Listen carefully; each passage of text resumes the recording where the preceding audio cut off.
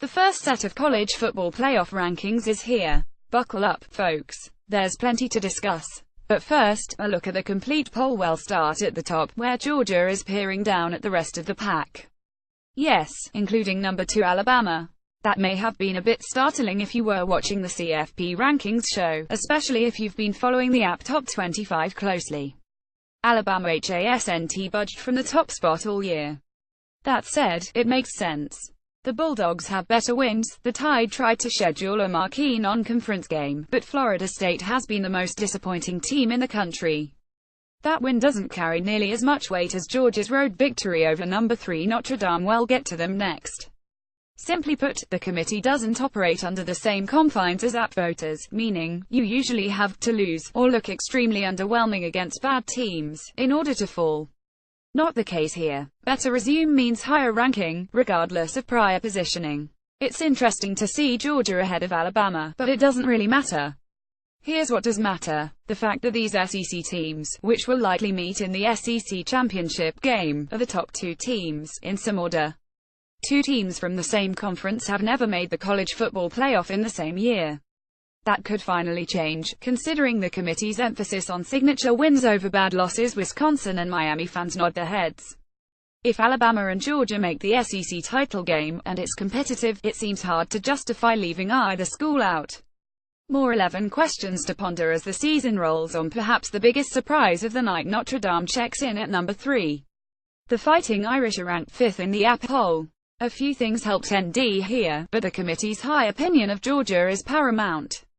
It was willing to rank the Bulldogs ahead of Alabama, so obviously, a 1-point loss to UGA isn't terribly damaging. And Notre Dame has looked awesome outside of that game, trouncing the likes of Michigan State, USC and everyone else. The Fighting Irish have played a tough schedule and have dominated anyway. Of course, their work is far from over. Dates with Miami and Stanford loom. But Notre Dame is in the driver's seat. Remember when this team went 48 last year? What a turnaround. NCAA football on social media joined the team. Follow at Kura Football. Another school that checked in higher than some expected is number 5 Oklahoma. Iowa State's huge win over TCU on Saturday helped the Sooners in 2 ways. First, the Horned Frogs' loss gave OU the most impressive resume in the Big 12. Second, the fact that the loss came to Iowa State was huge. At the time, Oklahoma's loss to the Cyclones looked dreadful. Not so dreadful anymore. Iowa State is ranked 15th in the CFP poll. Considering Oklahoma has the ultimate trump card, a non-conference win over Ohio State, 1 loss to the number 15 team in the country doesn't look so bad. If Oklahoma makes the playoff, it will be in part because Iowa State plays well the rest of the way. If that happens, Sooner fans may finally forgive Matt Campbell. 2 undefeated teams occupy spots 9 and 10, Wisconsin and Miami. That was tough to watch if you're a Badger fan, but it's not a shock. Might not be its fault, but Wisconsin just doesn't have the wins some of its counterparts do. The good news: if they run the table, the Badgers will get a crack at Ohio State or Penn State in the Big Ten title game. It's hard to envision an undefeated Power 5 champion being left out. Then again, the college football playoff era is young. We're in for a whole lot of firsts. Miami is in a similar boat.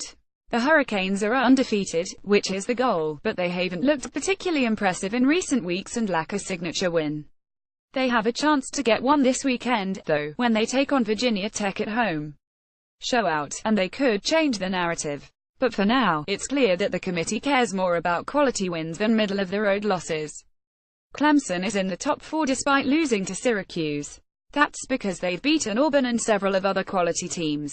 It's been such a fun season. Other sports may experience mid-season doldrums. Not college football. Powerhouses sit atop the rankings, but there are feisty underdogs that lurk as threats. There's so much more drama to come. It's not a matter of if, but a matter of when.